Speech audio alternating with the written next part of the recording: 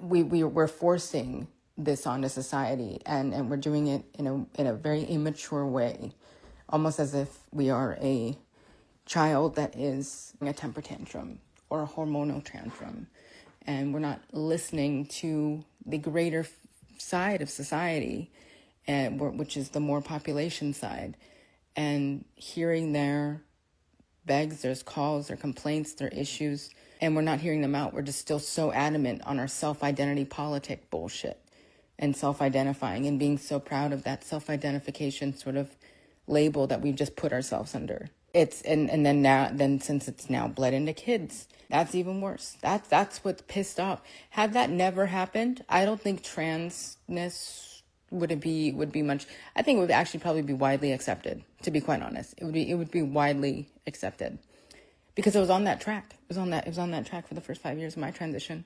I was actually shocked. I couldn't believe it because I was just like, oh wow, like, I mean, I don't know. It really just didn't seem like it was that big of an issue. But then pandemic happened, and then push on the kids happened because people were vulnerable, people were scared, people were fearful, they were bored and taken advantage of in terms of told, oh, your son might actually be a girl. Your son might actually be a girl. When they were just putting on a dress one time, oops, like, I mean, that or she factored into it and stuff like that. And I could care less about what my party thinks or what our community thinks in terms of my opinion. It counters the narrative and I could give a fuck.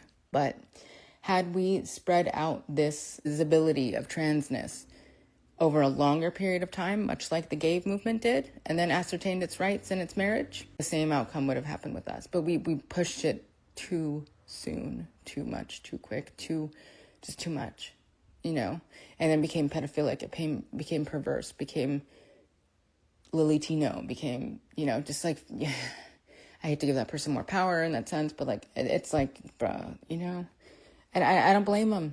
I don't blame the backlash on anyone other than us for allowing our visibility to get too far into it. It's not safe for kids. As much as you don't know yet how sexualized this community is, that's not for kids. You should have your childhood first instead of worrying about your sex and gender and what orientation you might fall into and what pride letter that you might be a part of. So currently, no. We had a chance, but I mean, whether you were a part of it or not, like in terms of, I don't know, I mean, you just turned 18, so it's like,